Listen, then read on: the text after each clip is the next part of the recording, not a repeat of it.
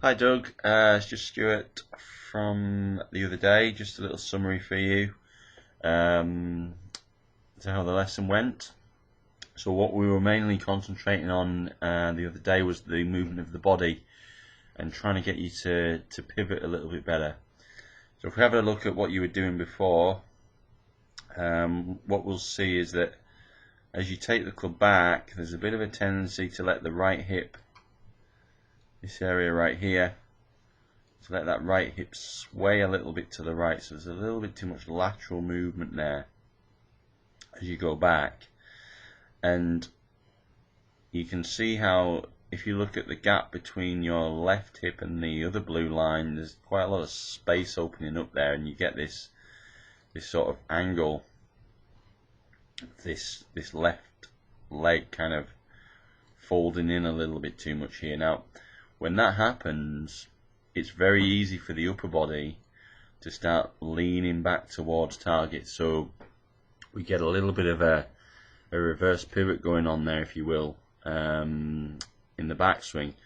Now the other thing that we talked about was because your body is kind of swaying and your upper body is leaning to the target, it makes it very easy for the arms to then start to swing too long. And we talked about how the right arm in particular needs to really fold about 90 degrees in the backswing, and if it folds any more than that, it's going to force the left arm to bend, and obviously the swing to get a little bit too long, which is one of your problems.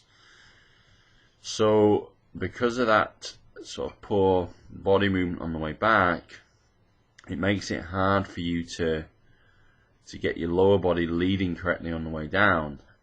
So in other words, your sequence is a little bit out. And when that happens, you tend to get a little bit upper body dominant, if you like, and what you'll see is from the other angle, it forces the arms to come down a little bit too steep, and as a result work the club across the ball. Now you can see as you're coming down here, if you have a look at the position of your head, it's really moved quite a long way in front of the ball, and ideally we'd want to keep it behind that line if we can. So because you're so far in front of it, what happens through impact is your arms really have to retract into your body, so we end up breaking down here with the arms and the wrists, which causes a little bit too much of a scoopy flipped impact position, okay, and really stops the body from rotating correctly.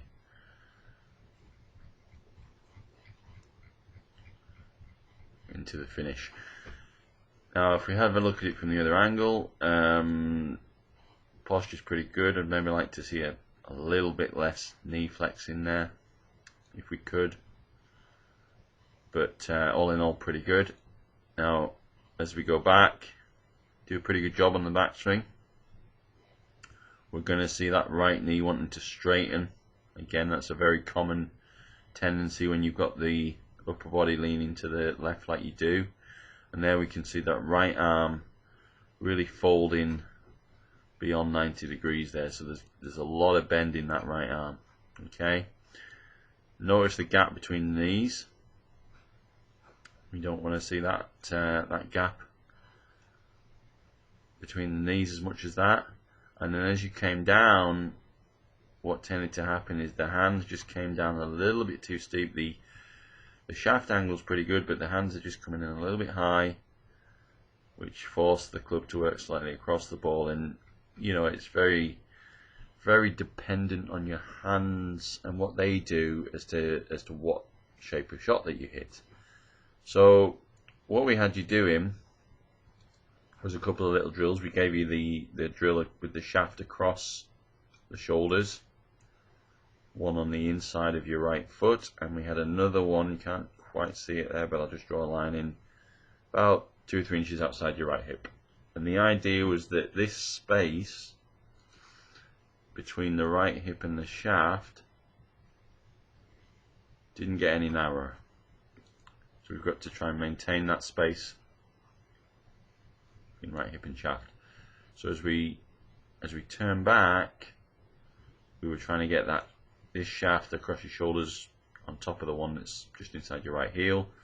So you can see what a different look that gives us. It gives us a look of the spine angle tilting more away from target, a much more coiled look. We then talked about how the lower body had to have a little bump to start the downswing.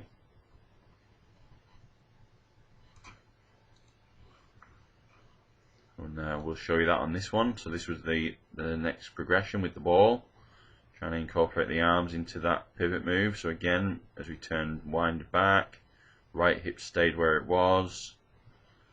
Nice spine angle at the top of the swing. Really coiling nicely there, and then we said, okay, let's get this left hip and see if we could start the downswing with a little bump.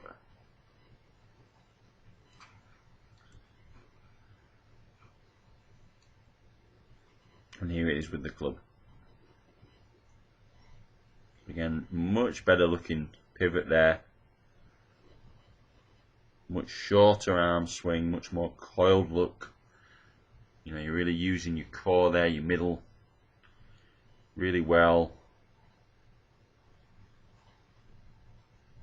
And then to start that downswing, we had that little bump with the left hip, followed by the rotation of the body as the arm swung through. And as you clear the body, that in turn creates room for the arms and for the club, so we get a lot more extension through the ball.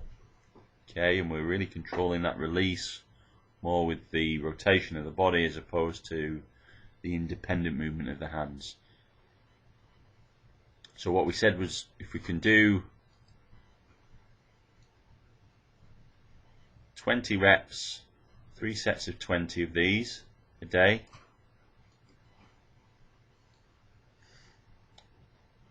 three sets of 10 reps with the ball, and then 3 sets of 10 with the club. Hopefully within a few weeks you'd start to get a much better feel and start to transfer that into the ball swing. I'll just show you quickly from down the line, just to show you how this is looking. You can see that right arm in a much better position here at the top of the swing. Okay, Doug did really well the other day. Keep working on it. Any problems, just give me a shout, and I'll look forward to seeing how you've got on next time I see you.